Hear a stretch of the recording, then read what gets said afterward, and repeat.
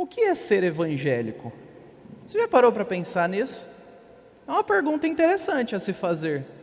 É dito em cada vez mais censos que nós somos milhões e milhões de evangélicos. E o que isso de fato significa? Qual o impacto disso para nós, para a nossa cultura? Qual o impacto disso na política, na economia, nas nossas práticas? Por que você se considera evangélico? Qual é o motivo para você se considerar evangélico? E a pergunta que é mais importante de todas: você sabe o que é o evangelho? E antes que você desvie a sua mente e fale, não, já cansei de ouvir isso, já ouvi demais, não se engane. Pode ser que você esteja há anos ouvindo sobre Cristo e nunca de fato tenha se atentado ao evangelho dele, nunca tenha respondido com arrependimento e fé. E isso vai te colocar em uma situação extremamente difícil para com Deus. Por quê? Porque Ele não aceita pessoas a não ser pelo seu Filho Jesus Cristo. Então pense bem, considere, porque tudo isso só tem a te fazer ganhar e ser edificado. E eu escolhi esse texto que abarca uma compreensão ampla do Evangelho e vai citar algumas fases do estágio da redenção, que está lá em Romanos 1, de 1 a 4.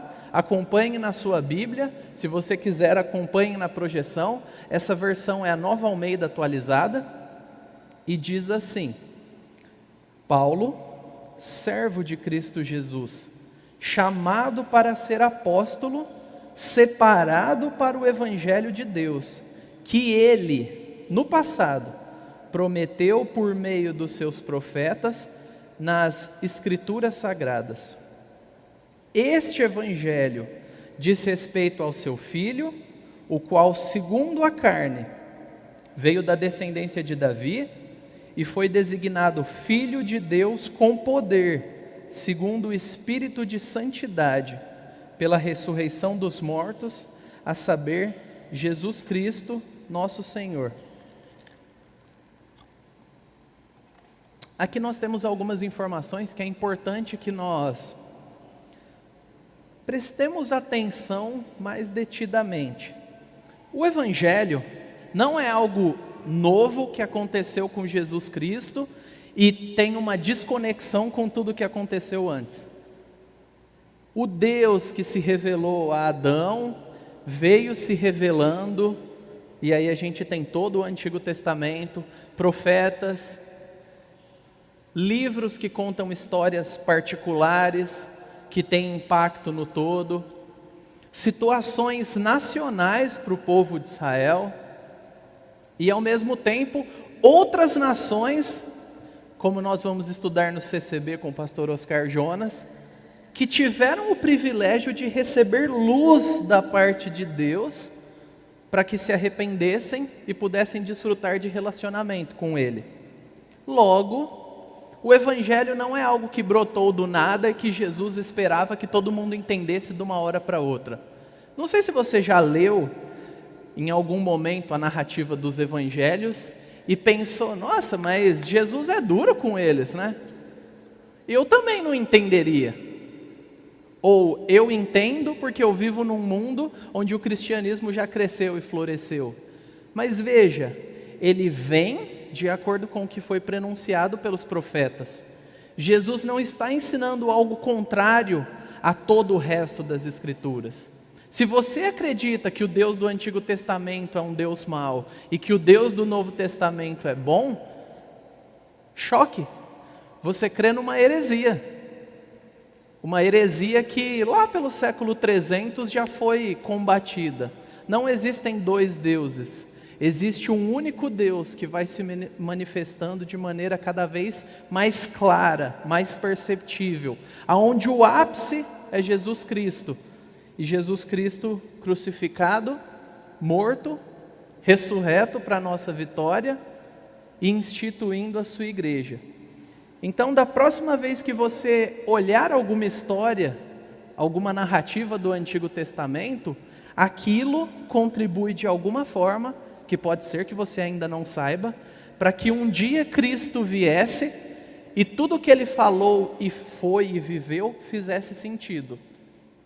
Então, começando por aí. Segundo ponto importante, Cristo veio em carne. Ele veio. Você precisa crer nisso. Não é dado a opção para você crer nele como um mito, como um super-herói, como um filósofo, como um político revolucionário. Você não tem esse direito. Você não determina quem Cristo é, e nem eu, e nem a nossa igreja, e nem igreja nenhuma. Cristo determina quem Ele é, se revela pelas Escrituras, e nós nos dobramos diante de quem Ele é. Então não se iluda, você não pode ser um cristão se você quer fatiar Jesus Cristo e usar alguns pedaços que sejam convenientes para você em alguns momentos e algumas áreas da sua vida. Isso não é evangelho. Ele veio em carne, porque como nós vamos ver, quem pecou foi o homem, foi Adão, que representava eu e você, homens e mulheres e crianças, e o bebê mais fofinho, eu tenho um filho de 2 meses, quase 3, pecadorzinho, carente de salvação, não ausente de pecado, ele só não tem toda a capacidade de pecar como um adulto tem. Então olhe para o seu filho como um pecadorzinho sim, e que se não se arrepender e crer como qualquer outro, ele vai viver eternamente longe de Deus. Use esse frio na barriga incômodo para pregar o evangelho para ele e para viver esse evangelho também. Aproveitando a nossa oportunidade, Cristo ressuscitou. Vou falar de novo para ver se alguém capta a ideia. Cristo ressuscitou. Amém? Essa é a nossa esperança. Isso tem que dar pelo menos um sorrisinho no canto da boca. É por isso que você acorda cedo e está aqui. Nem tão cedo. 10 horas não é tão cedo assim, né? Mas é esse o propósito que nós nos reunimos como grupo pequeno. Que nós estamos construindo esse prédio para que você possa vir. Que nós estamos investindo em som, em todas as coisas. E principalmente em pessoas, para que a palavra seja pregada. Cristo ressuscitou, não tem dúvida, de fato, Ele ressuscitou e garantiu que tudo o que Ele prometeu, Ele vai cumprir, o sacrifício foi aceito, todos aqueles que descansam nele serão salvos, e Ele se torna 2 vezes dono de tudo, porque como diz Colossenses 1, ali a partir do verso 16, Ele é o dono de tudo pela criação, mas Ele resgata tudo que foi manchado e corrompido pelo pecado e é dono 2 vezes. Agora, onde essa história começa? Veja bem, nós temos a tendência de dividir a história da Bíblia em pecado e salvação. E a gente perde algumas outras coisas que são muito importantes para compreender quem nós somos, como nós nos relacionamos e qual é o propósito desse mundo. Por que você sente uma cosquinha na barriga quando você vê algo bonito?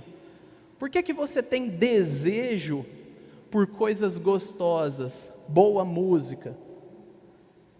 Se você divide o mundo entre tá tudo ruim, Jesus salva e eu vivo fora do mundo, você vai perder o propósito deste mundo, o propósito da sua vida neste mundo. Porque estar tudo ruim e corrompido hoje, não é tudo o que houve na história. Houve um momento diferente. E ao compreender isso, nós conseguimos viver melhor essa realidade. Então a criação, ela é o início de tudo. O início de tudo não somos eu e você. O início de tudo não é quando você veio ao mundo ou foi concebido pelos seus pais. A história é muito mais ampla e ela começa no próprio Deus, porque não havia nada. E nada é nada. a não ser o próprio Deus, que é eterno, autoexistente. Se isso é um mistério para você, bem-vindo. Isso é um mistério para todo mundo. E esse grande mistério que cativa a nossa mente e coração. Porque esse Deus, ele decidiu criar.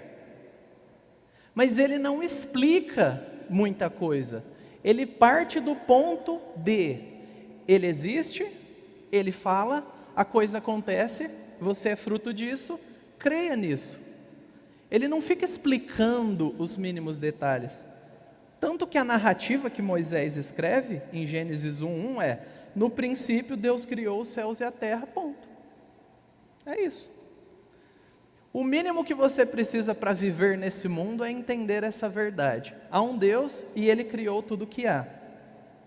Agora, a Bíblia não se resume a Gênesis 1.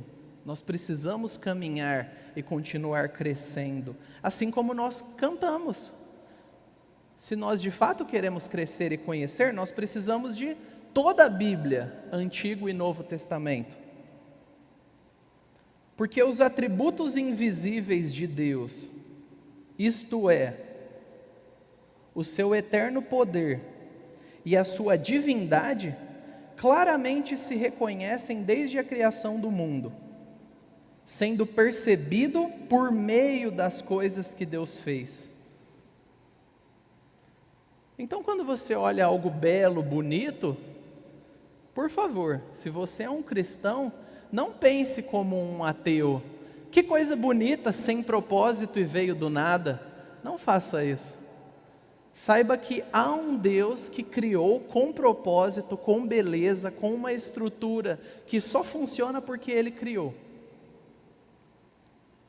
Mas como esse Deus criou? É possível que você já tenha ouvido que Deus estava se sentindo sozinho e aí criou os seres humanos. E não há mentira mais boba do que essa, porque os anjos já existiam. Então, sozinho ele não estava, para começar.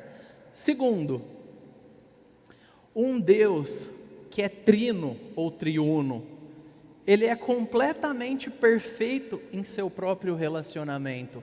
Pai, Filho e Espírito Santo se relacionam entre si de maneira plenamente suficiente. Então Deus não te criou porque faltava nada nele, nem nós, nem o mundo, nem o universo, nem nada. Ele não cria por necessidade de relacionamento. Ele cria por transbordamento. Sabe quando você tem demais e decide compartilhar com os outros? Esse sentimento é um resquício do caráter de Deus. Eu espero que nós tenhamos esse hábito de ter demais e compartilhar com os outros. Eu olho para alguns aqui que já compartilharam muitas coisas comigo e com a minha família, eu sei que compartilharam um com o outro, e você está mimetizando, copiando uma atitude de Deus, quando você decide compartilhar daquilo que você tem. E Deus, como Ele tem tudo de tudo, Ele compartilha amplamente. E Ele decide criar para quê? Para que todos esses seres criados, todos, mas principalmente o ser humano, desde a barata que está num lugar onde nós nunca iremos, até o bebezinho que acabou de nascer agora, todos pudéssemos desfrutar do benefício que é conhecê-lo. Esse é o propósito da criação. Esse é o sentido de existir. Existir a parte de Deus não faz sentido, mas se há um Deus que nos cria, faz sentido. E não só faz sentido, é bom saber que alguém me criou, que eu não existo sozinho no meio do nada, que minha vida tem algum propósito, mesmo que até agora eu não tenha entendido quase nada desse propósito. E pode ser que alguns de nós estejamos nesse momento, perplexos com a nossa vida. Fique perplexo com a sua vida, mas ainda creia, o mesmo Deus que criou o universo e que criou você, não está te deixando solto e perdido nos seus dilemas e dúvidas. Se agarre firme nessa convicção. O homem foi criado copiando algumas características de Deus, e não só isso, ele foi criado de uma forma que ele pode se relacionar com Deus de maneira pessoal. E esse é o ápice do privilégio que nenhum animal, nenhum inseto ou planta tem. Nós podemos compreender Deus, nós podemos nos comunicar, nós podemos expressar nossos sentimentos e aquilo que nós estamos pensando ou passando. Isso é um privilégio. Isso não é mérito seu e meu. O próprio Deus decidiu nos criar assim. Adão foi criado sem pecado, sem falha moral, sem mistura, sem jeitinho brasileiro, sem uma tendência a fazer aquilo que ele sabe que é errado, mas ainda assim faz, como eu e você. E o ser humano vivia bem consigo mesmo, individualmente, ele vivia bem com o outro, Adão com Eva, ele vivia bem com o mundo, e estava tudo beleza, estava ok. Porque não há uma tentativa de tomar o lugar de Deus, está tudo ordenado, Deus ordenando todas as coisas, e o homem podia ser satisfeito com isso. Hoje você ainda pode olhar para a natureza e ver vestígios de beleza. A beleza de um bebê que nasce, a beleza de um casulo, que uma larva se torna uma borboleta. Você consegue ver aquilo. E por mais que você possa explicar quais substâncias estão ali, você não sabe dizer como de fato aquilo acontece. É um mistério, é a vida de Deus que permeia toda a sua criação. Porém, como eu e você sabemos, não continuamos assim. E aí nós temos um termo teológico para explicar uma realidade que nós vivemos, que é o que nós chamamos de queda. Se na criação a harmonia é perfeita, na queda a harmonia é perdida. Todo tipo de distúrbio, desequilíbrio, desprazer, insatisfação começa ali. Por que nós chamamos de queda? Uma vez eu tive dúvida sobre isso, fui pesquisar. Por quê? Porque o ser humano foi criado num estado elevado moralmente. E quando ele peca, ele se corrompe, ele cai. Ele decai. Ele apodrece. Quando você pensar em, todo mundo é pecador, eu sou pecador, e quiser correr disso, volte e pare um pouco. Pecado é apodrecimento. Todos nós somos apodrecidos em nossos sentimentos. Todos nós somos apodrecidos em nossos desejos. E o termo que nós vamos dar para a obra de Cristo em nós é regeneração. É gerar algo novo a partir de algo ruim, algo podre. Isso é uma obra que só Deus faz. Mas a gente ainda está na queda aqui. Então os seres humanos, homem, mulher, foram criados bons, mas eles se tornam corrompidos. Eles se tornam indignos e eles perdem o relacionamento. Aquilo que era bom e tranquilo se torna uma luta, um fardo. E aí nós temos a narrativa lá em Gênesis 3. E perceba, olha que característica interessante. Quando Deus vem atrás do homem, Deus vem atrás do homem. Salvação é sempre Deus vindo atrás do homem. Nunca é o homem indo atrás de Deus. Pode ser que você sinta, mas fui eu que fui atrás de Cristo. Você só foi atrás dele porque você soube que de alguma forma, se você fosse, ele te receberia. Isso é a atuação do próprio Espírito já em você. Quando Deus vem atrás do homem, e o homem está mal vestido com folhas, algo que não se sustenta, e Deus pergunta para ele, o que aconteceu? Por que você está vestido assim? Porque eu percebi que eu estava nu. Já há um desequilíbrio dentro do próprio Adão ali. E você sabe o que é esse desequilíbrio dentro de você. Você pode estar com dinheiro, sua esposa, você tem uma esposa, sua esposa está bem, seu trabalho vai de vento em popa, mas tem algo ruim. Foi ali que começou, quando o ser humano rejeita Deus. E perceba, depois de rejeitar Deus, Adão foge da responsabilidade. Mas ele não só foge da responsabilidade e fala, não sei, ele foge da responsabilidade culpando a esposa. E você e eu que somos casados aqui, ou você que observa algum casamento, sabe o que é isso. O que destrói os nossos relacionamentos é o nosso próprio pecado, seja o marido ou a esposa culpando um ao outro e não tratando o pecado em si.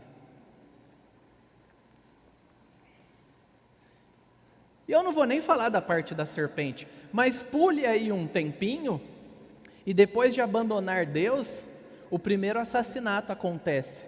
Abandonar Deus nunca é uma coisa insignificante. Se você está aqui achando que esse tempo, ou se você ouvir isso algum dia, achando que esse tempo que você está deixando Deus de lado, não quer saber de igreja, não quer saber de ler Bíblia, não quer buscar santidade, está tranquilo? Questione, você é um cristão? Será que o Espírito Santo liga e desliga a chavinha de ter vontade de ter relacionamento com Ele? Questione isso. E se isso está enganando você, achando que vai te deixar bem, aprofunde a sua busca. Não se deixe ser iludido pelo seu próprio engano, porque isso é o seu pecado te iludindo. A queda está aí para isso, para corromper. E olha o diagnóstico que nós temos em Romanos 3, de 9 a 12. De maneira nenhuma, pois já dantes demonstramos que tanto judeus como gregos, todos estão debaixo do pecado. Como está escrito, não há um justo, nenhum sequer, não há ninguém que entenda, não há ninguém que busque a Deus. Todos se extraviaram e juntamente se fizeram inúteis. Olha aí na sua Bíblia, está aí.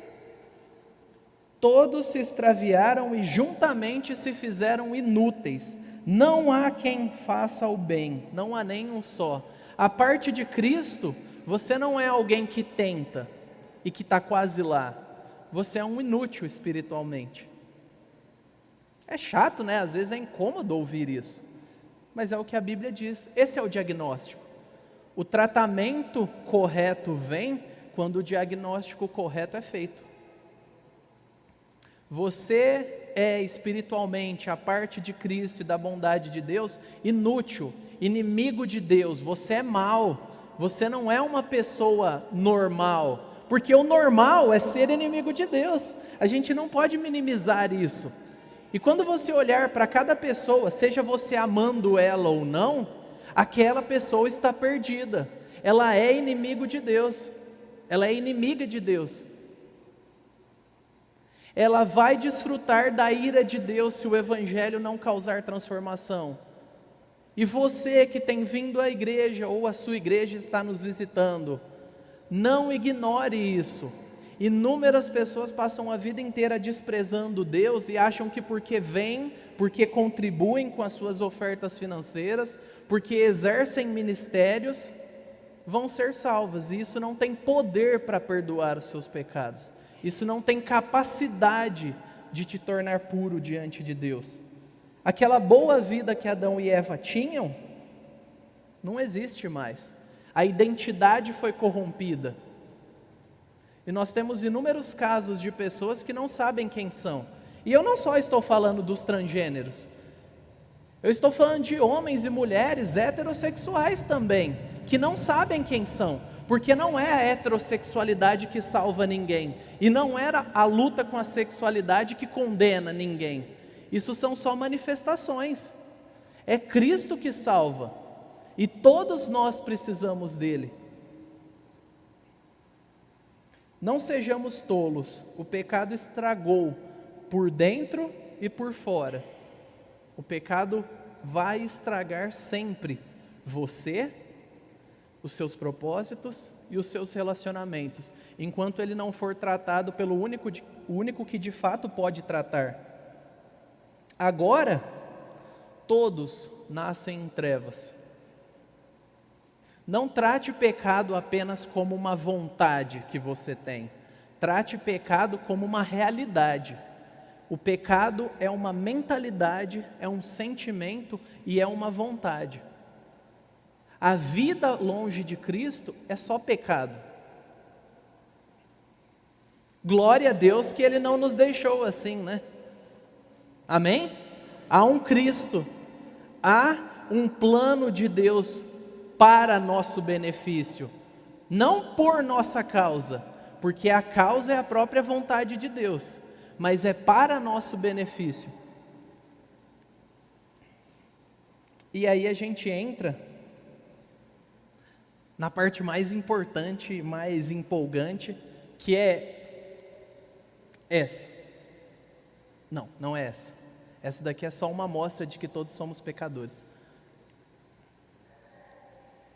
Aí, a gente entra nessa parte. Sabe aquele recheio, quando você está doido para chegar? É a vontade de chegar nessa parte. Meus irmãos, redenção é a coisa mais bela que existe. A salvação de Deus é a coisa mais importante. Você pode vir aqui cantar, você pode abraçar, não pode abraçar pessoas. Você pode cumprimentar pessoas e amá-las. E se você não sair daqui convicto de que há uma salvação e que ela te engloba, foi uma grande perda de tempo. Essa é a coisa mais importante para você, não importa a sua idade. Se você é jovem e acha que tem uma vida inteira pela frente, jovens têm morrido aos montes por inúmeros motivos. Se você é idoso e acha que porque foi vacinado está tudo bem, idosos morrem por todo tipo de motivo, vacinados ou não. A nossa esperança não é a nossa idade, a nossa esperança não é uma vacina, a nossa esperança não é a nossa conta bancária, a nossa esperança nem é a nossa denominação e nem o nosso conhecimento bíblico. A nossa esperança está no Filho de Deus encarnado, que morre para limpar pecadores sujos e miseráveis como nós. Amém? Se você se vê como um desses pecadores, você já tem mais do que meio caminho andado. A redenção, ela é necessária porque Deus quis. Se Deus quisesse nos deixar à mercê da sua ira, Ele seria completamente justo e estaria tudo bem. Mas porque Ele ama, porque Ele decide salvar, não por nada de bom entre nós. Você não tem nada de bom, e nem eu, e nem nós todos juntos, para convencer Deus a nos salvar. Eu martelo nisso, porque ao longo dos anos na igreja, nós tendemos a nos mover de confiar em Cristo, para confiar no nosso esforço, e descansar. Por que eu faço isso ou aquilo? Faz sentido que Deus me ame. Não, volte para Cristo, é por causa do amor dEle. Deus é fiel à palavra dEle, e Ele quis nos salvar, glória a Deus por isso. Você é beneficiado, se você se arrepende e crê. Deus decidiu que a sua criação não ficaria em trevas. Perceba, Satanás não deu a última palavra. Satanás não estragou o plano de Deus, e Deus fala, então deixa, não quero mais. Não é esse o Deus das Escrituras. O pecado humano não estragou os planos de Deus a ponto de se perder completamente. Deus, ele tem um plano, e começa lá em Gênesis 3. Quando ele diz a sentença do pecado, ele diz que o descendente da mulher esmagaria a cabeça da serpente. O descendente da mulher é o próprio Cristo, e nós estamos nele. Não que a gente fica, vamos pisar na cabeça da serpente, igual a gente vê em alguns círculos fazendo isso. Não, mas a gente descansa naquele que pisou e esmagou. Satanás, a antiga serpente, o nosso adversário, nosso inimigo, aquele que provê a tentação.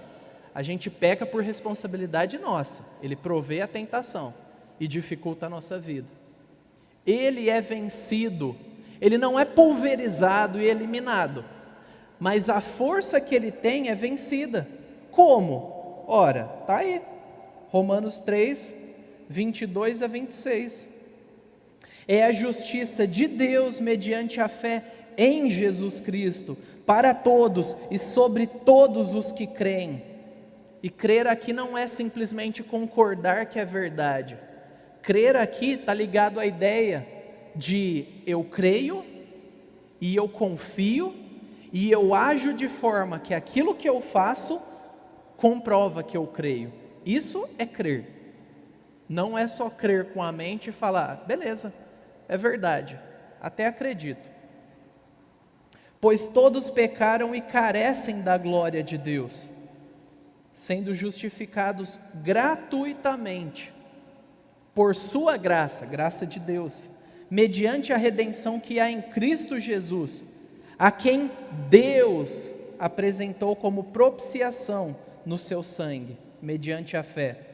Deus fez isso para manifestar a sua justiça, a fim de que o próprio Deus seja justo e o justificador daquele que tem fé em Jesus.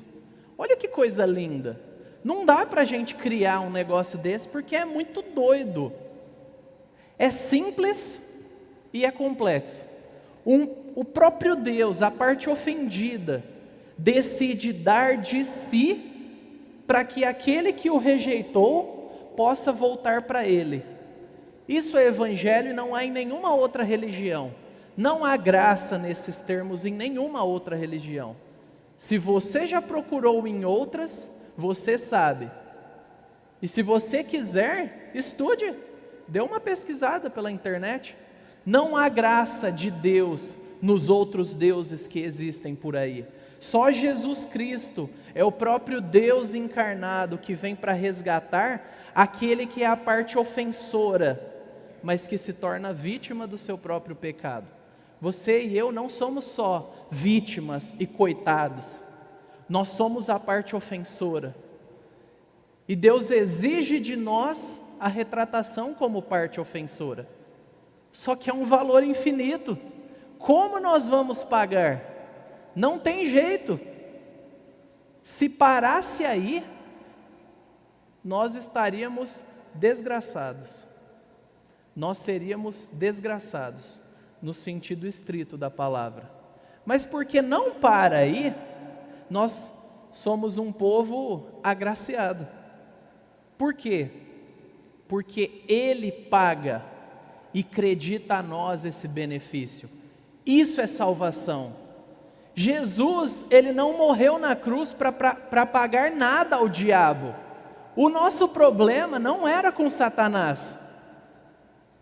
Eu espero que você saiba disso, e se não sabe, quiser conversar e entender mais, nós teremos inúmeras classes, você pode falar comigo ou qualquer pessoa da equipe pastoral. Jesus não morreu para pagar nada ao diabo. O nosso problema não é com o diabo, o nosso problema é com o próprio Deus. Nós desobedecemos a Deus, nós estamos debaixo da ira de Deus, longe de Cristo. O próprio Deus vem para que nós tenhamos paz com Deus. É isso que significa ser justo e justificador. Ele é justo porque Ele não ignora o pecado. Se você é cristão, ou se você se arrepender, e você ainda não é cristão, e se tornar, saiba que aquela frase, eu estou pagando pelos meus pecados, é uma tolice. Não deve estar na boca de um cristão. Você não tem condição de fazer isso. Cristo paga pelos pecados. Essa é a verdade. E inclusive os pecados que você ainda vai cometer e vai se sentir extremamente desanimado. Aquele pecado constante, seja de orgulho, seja de preguiça, seja luta contra tentações sexuais. Eu não consigo, eu olho, eu peco, eu tento fugir, mas está sempre ali. Seja desejo por fofoca, qualquer que seja. Cristo dá o poder para isso. O fato de você não desistir já é poder de Deus agindo em você e você se arrepende, e Ele te renova, e você continua lutando. Redenção é isso. Pastor Helder já explicou algumas semanas atrás, com detalhes gráficos, o que seria a propiciação. Deus se tornar propício. Deus está contra, e aí de repente Ele se torna a favor. Eu te aconselho a ouvir de novo essa mensagem, para entender melhor. Através da vida obediente, da morte injusta, a ressurreição de Jesus é a comprovação. Nós cantamos sobre a morte, mas nós descansamos na ressurreição. Nós confiamos, nós deitamos a cabeça no colchão e dormimos. Porque há um Cristo que já fez, já trabalhou, já pagou, e não há mais ira que pesa sobre as nossas cabeças. Não havia, não há e não haverá outro meio do homem ser perdoado. Somente através de Cristo, o sacrifício perfeito. E perceba, Cristo paga, nunca eu pago. E não para aí. A coisa vai melhorar. E tem como melhorar. Por quê? Porque nós temos uma esperança futura. Cristo não nos salva, nos solta e fala, vai vivendo bem aí, pagando boletos e se esforçando, que aí depois você deixa de existir. Isso não seria condizente com o caráter do nosso grande Deus. Ele faz muito mais que isso. Começa aqui a vida eterna. A gente começa a ter os tiragostos de manifestações do próprio Deus em nós, ao nosso redor, em nós como igreja, que a gente fala, é só a graça de Deus esse negócio. E isso é para nos encorajar e nos dar ânimo para a caminhada.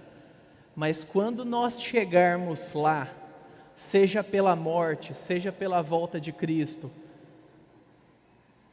quando nós chegarmos à ressurreição do nosso corpo não é uma coisa má, seu problema não é o seu corpo. E hoje em dia parece que todo mundo tem algum problema com o corpo. Cabelo de mais, cabelo de menos, a cor do cabelo, tem barba, não tem barba, está redondo demais, está quadrado demais. O seu problema não é o seu corpo, o problema é o pecado em você que te torna insatisfeito. E também tem a preguiça que não te deixa dar uma melhoradinha, tem isso. Mas nós não nos dobramos no altar dos nossos corpos, nós nos dobramos a um único Deus. Mas Ele nos dará um corpo novo, nós não seremos fantasminhas voando por aí na eternidade. Há uma ressurreição do corpo, nós vamos desfrutar, nós vamos comer, beber, nós vamos sentir, sem pecado, sem dúvida, sem insatisfação, vida plena, vida boa, muito melhor do que tinha no Éden. A consumação aponta para um Cristo que vai resolver o problema que foi criado pelo pecado. Aquele que dá testemunho dessas coisas diz, certamente venho sem demora. Amém. Vem, Senhor Jesus. Anseie pela volta de Cristo. Quando você lutar contra aquele pecado miserável que te faz sofrer, que faz quem você ama sofrer, que parece que está te segurando, lembre da volta de Cristo. Isso dá um ar novo, dá um ânimo, dá vida. Eu já li o final, você pode ler também, e vai ficar tudo ótimo para aqueles que estão em Cristo. Descanse nisso. Mas perceba, em 1 Tessalonicenses 4,16 diz, porque o Senhor mesmo, dada a sua palavra de ordem, ouvida a voz do arcanjo e ressoada a trombeta de Deus, descerá dos céus, e os mortos em Cristo ressuscitarão primeiro. Então pode ficar tranquilo, quem morreu no Senhor, seja de câncer, de Covid, de diabetes, do que for, causas naturais não especificadas, e está em Cristo, vai estar lá e já está desfrutando de coisas muito melhores do que nós. Agora, existem pessoas que não morreram no Senhor e que estão vivas ao nosso redor. Elas são como zumbis, elas têm funções biológicas, elas andam por aí, elas só pensam em devorar, em consumir, em ter, e elas vão se apodrecendo por isso. São zumbis espirituais. Só a luz do Evangelho de Cristo pode transformar. Só Cristo transforma. E até olhar para o futuro, nos encoraja a pregar aqui, porque lá está garantido. Aqui tem gente precisando ouvir do Evangelho. E essa ideia da consumação aponta para uma realidade que era muito comum na época deles, mas para nós não é tão comum, num período de Estado-nações como nós temos hoje. É a ideia de um rei, e ele avisa: eu conquistei esse território. Aí tem a cidadezinha lá que nem sabe o que está acontecendo. Eu conquistei esse território e eu virei, alguma hora eu virei. E ele manda alguém na frente. E aí ele fala: aqueles que se dobrarem a mim e fizerem um tratado de paz comigo, não serão destruídos, mas se tornarão membros do meu reino. Mas aqueles que se levantarem defendendo o reino perdedor, o reino inimigo, serão destruídos debaixo da minha ira. A pregação do Evangelho é isso. Não é um monte de gente fofinha falando com gente fofinha sobre algo que não vai acontecer. A pregação do Evangelho é séria, é um ultimato. Você está no reino errado. Existe um Cristo amoroso, poderoso, que se importa, por isso Ele está te dando vida. Se arrependa e creia no Evangelho.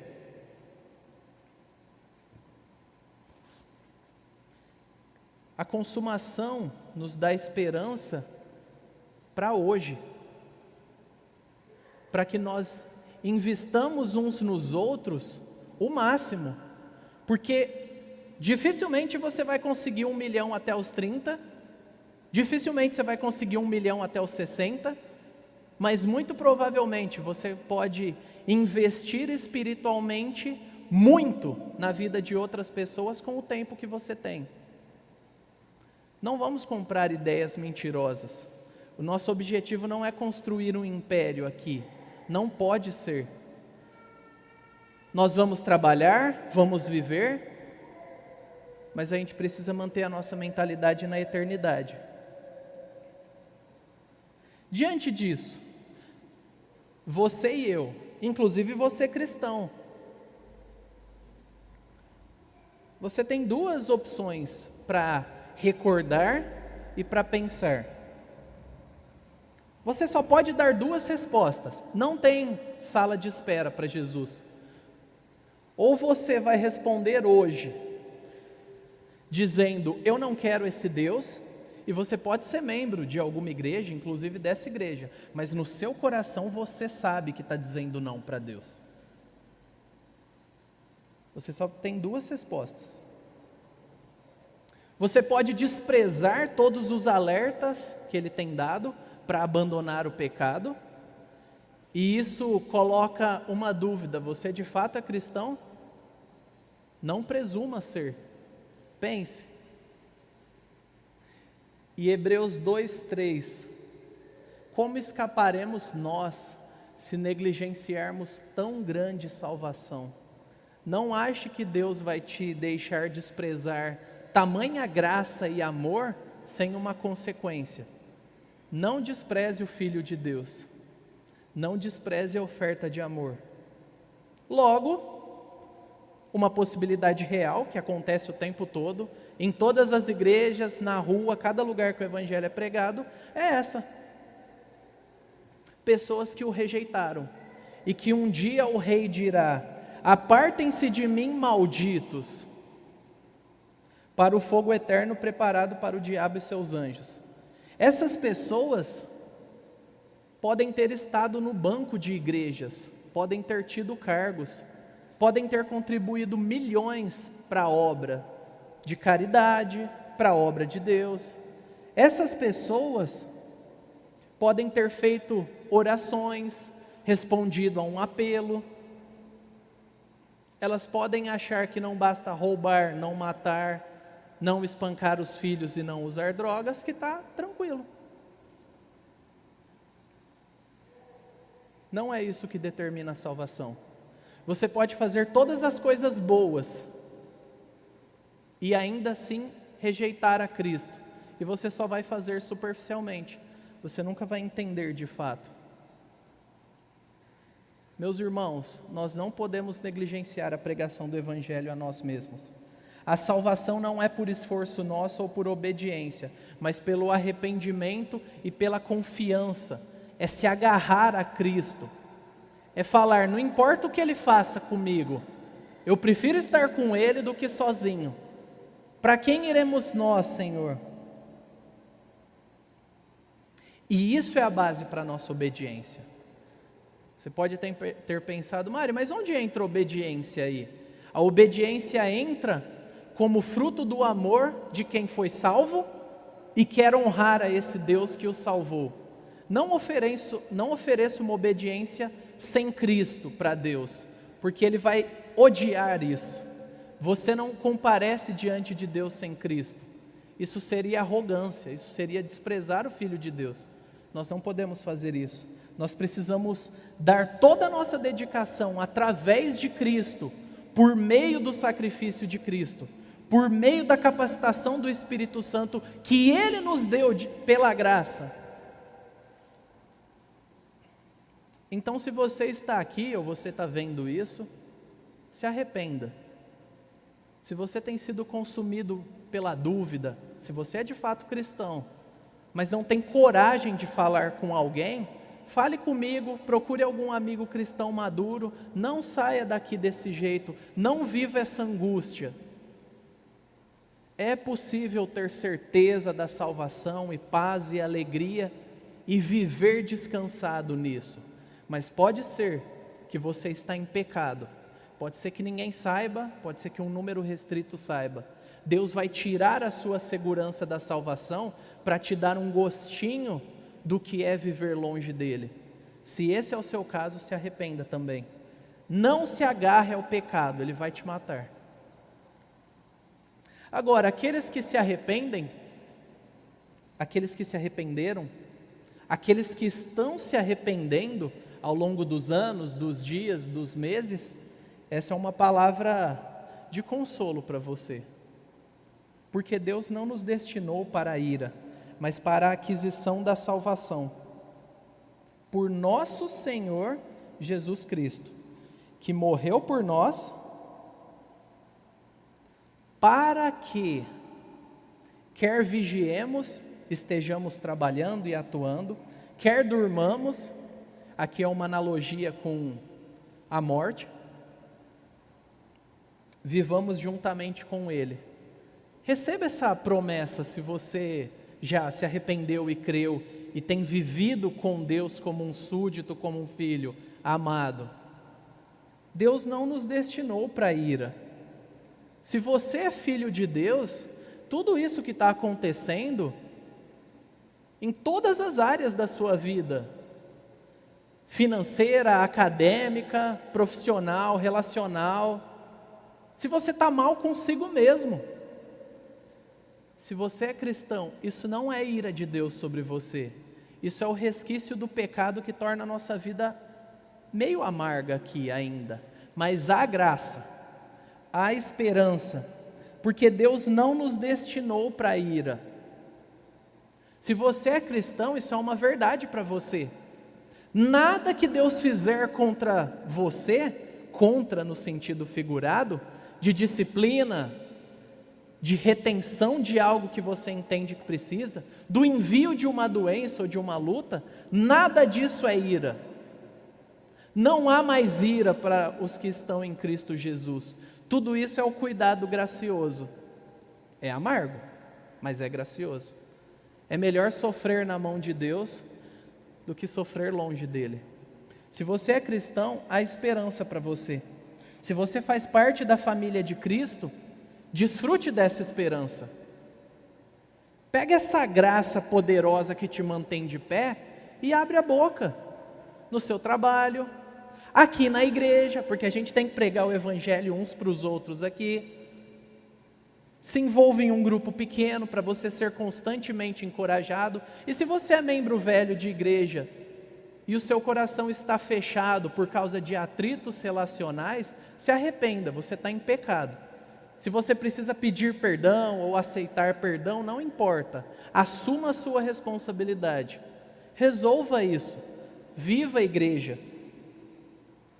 Essa salvação conquistada por Cristo, recebida por arrependimento e fé, ela é a porta de entrada para inúmeros benefícios que Deus nos dá. E a igreja é uma manifestação palpável da graça dele. Essas pessoas aqui que você não escolheu para estarem aqui, que tem vários sotaques, cores, temperamentos, uns com mais ou senso de humor, uns mais ou menos bem-sucedidos, uns mais doentes ou saudáveis. Essa igreja é a resposta de Deus para inúmeros dos seus pecados e das suas necessidades.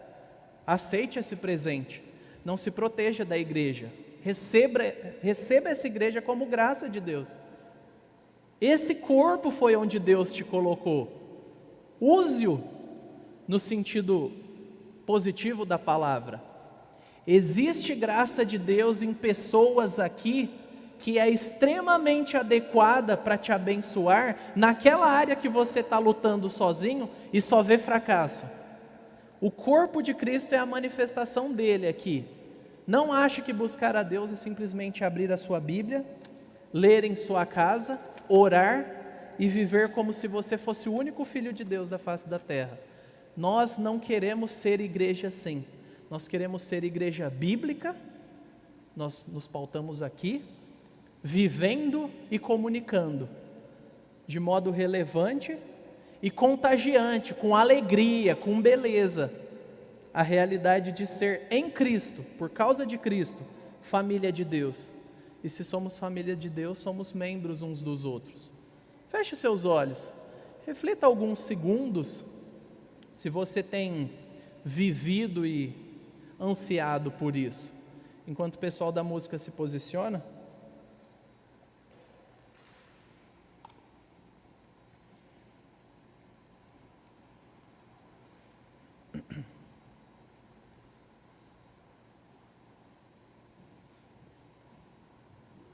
não precisa ter pressa. Fale com Deus. Abra com Ele.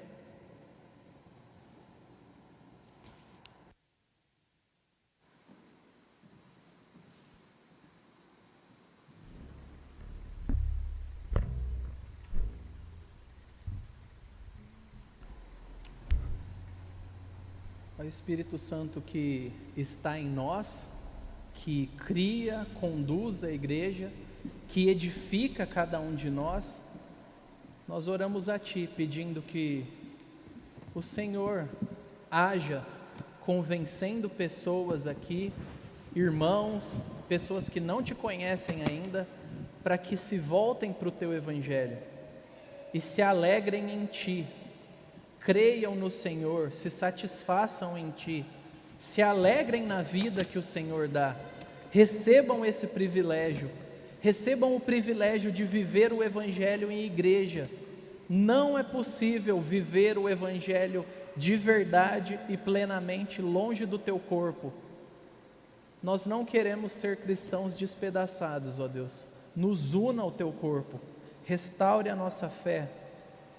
Ó Deus Trino, encoraje aqueles que estão desanimados, supra as necessidades desses irmãos. Fortalece, ó Deus, os nossos pastores, os nossos presbíteros, atraia eles para próximo do Senhor, dê a eles descanso, dê a eles ânimo, vigor, dê a eles luz sobre as áreas que eles têm negligenciado, para que eles vivam e pastoreiem cada um de nós. E assim eu peço por cada um dessa igreja, não nos deixe negligenciar, ó Deus, tão grande salvação, o serviço, a contribuição, o discipulado e a nossa presença física aqui, quando possível, para olharmos uns para os outros e sermos instrumentos do Senhor na vida uns dos outros. Ó Deus Pai, Filho, Espírito, nosso Deus Salvador, conduz a Tua igreja em vitória sobre o pecado, em triunfo contra as tentações, e em leveza, ó Deus, diante de tantos desafios que temos. Consolide a nossa fé para a honra e glória do Teu nome. Nós oramos em nome do Teu Filho, que nos deu a salvação e que nos sustenta. Amém.